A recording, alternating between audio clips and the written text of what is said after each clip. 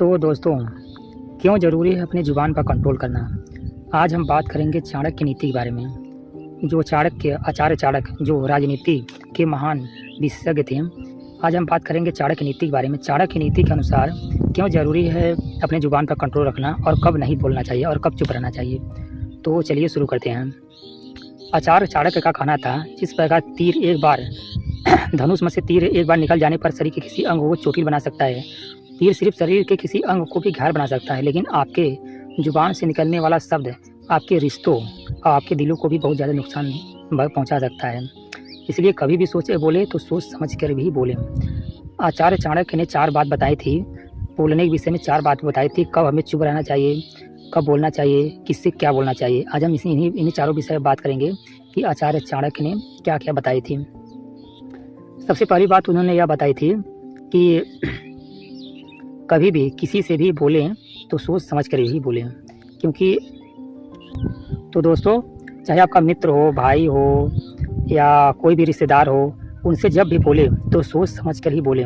ऐसी बात न बोले जो उनके दिल को चोट पहुँचे या उन्हें बुरा लगे, क्योंकि शब्द ही एक ऐसा चीज़ है जो तलवार से भी ज़्यादा चोट पहुँचा सकती है। आपके बोलने का तरीका ही किसी का रिश्ता बना भी सकता है और बिगाड़ भी सकता है।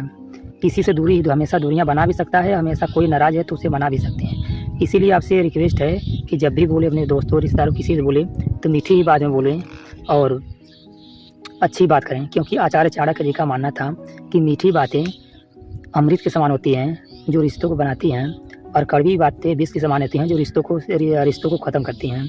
इसीलिए अगली बार जब भी बोले सोच समझ कर ही बोलें।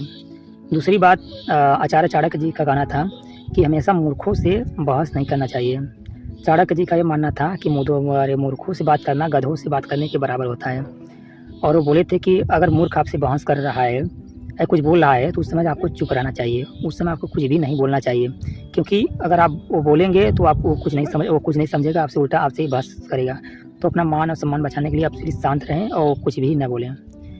तीसरी बात, आचार्य चाणक्य ने ये बताया था कि अगर आप भविष्य में कोई भी योजना बना रहे हैं, जैसे आगे आपका क्या प्लान है, आप भविष्य में क्या करने वाले हैं, धन के बारे में, अपने पैसा के बारे में, मेरे पास इतना पैसा है, मैं ये करता हूँ वो करता हूँ, पैसे के बारे में, अपने परिवार के बारे में कोई गुप्त बात हो, आपका कितना भी खास क्यों ना दोस्त हो, अपने परिवार, पत्नी, भाई, इसके अपने प्राइवेट बात जो अपने घर का बात है, और अपने धन पैसे के बारे में और आने वाले प्लान के बारे में, और अपने कमजोरी, जैसे आपने कोई पिछली बार कहीं कोई काम किया हो, कोई गलत या कोई भी अपनी कमजोरी हो, पैसों की कमजोरी हो या कोई भी कमजोरी हो, ये सब बातें, धन, पैसा और अपनी कमजोरी या अपने घर